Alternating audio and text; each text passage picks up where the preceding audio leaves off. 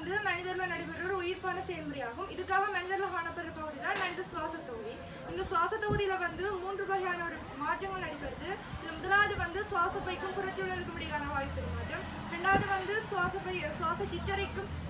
சிற்றறைகளுக்கு இடையிலான வாயு பரிமாற்றம், மூன்றாவது வந்து கலச்சுவாசம். இதுல முதலாவது வந்து சுவாச பைக்கும் புறச்சூழலுக்கும் இடையிலான வாயு பரிமாற்றம். இதுல வந்து 2 சுவாச பிரிவு காணப்படுது. ஒன்று வந்து உச்சுவாசம், மற்றது வந்து வெளிச்சுவாசம். இதுல உச்சுவாசம் என்றது வந்து வழியை நாங்கள் உள்ளுக்கு எடுக்கிற செயற்பாடாகும்.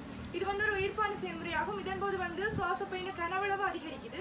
இதுல வந்து அப்படின்னா அமுக்கம் குறைவடையும். அடுத்த வந்து பிரிமென்றகடு மட்டமாக்கப்படும், பழுவடை தசை சுருங்கி நீளத்தில் அதிகரிக்கும், விலாயன்புகள் முன்னோக்கி தள்ளப்படும்.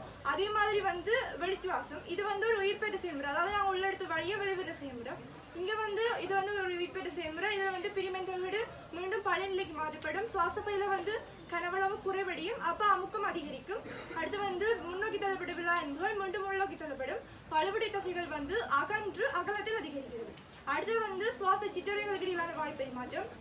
இங்க வந்து பார்த்தா நாங்கள் வெளியில இருந்து உள்ளெடுக்கிற வழியில வந்து ஆக்சிஜன் செறிவு அதிகமா இருக்கும், கார்பன் டை ஆக்சைடு செறிவு வந்து குறைவா இருக்கும். அதே மாதிரி சுவாச சிற்றறையில் இருக்கிற குருதிமய குழாய்கள்ல வந்து கார்பன் டை ஆக்சைடு செறிவு அதிகமாயும் ஆக்சிஜன் செறிவு குறைவாயும் இருக்கும்.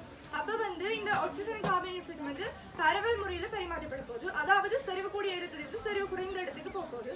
அப்ப சுவாச பையில இருக்கிற ஆக்சிஜன் வந்து குருதிமய குழாய்களுக்கு போகும், குருதிமய குழாயில் இருக்கிற கார்பன் டை ஆக்சைடு சுவாச பைக்குள்ள போய் அது வெளிச்சுவாசம் மூலமாக வெளியேறுது. அடுத்து வந்து கலச்சுவாசம். இது வந்து சமீபாட்டு விளைவாக உருவாக்கப்பட்ட குளுக்கோஸும் உச்சுவாசத்தின் போது உள்ளெடுக்கப்பட்ட ஆக்சிஜனும் கலங்களில் உள்ள இளைமணியில உடைக்கப்பட்டு சக்தி விடுவிக்கப்படுற செயல்முறையாகும். அதாவது இங்க விடுவிக்கப்படுற சக்தி வந்து ATP, அதாவது அடினோ ட்ரைபாஸ்பேட். அடுத்து வந்து இதோட வந்து கார்பன் டை ஆக்சைடும் நீரும் வெளியிடப்படுது.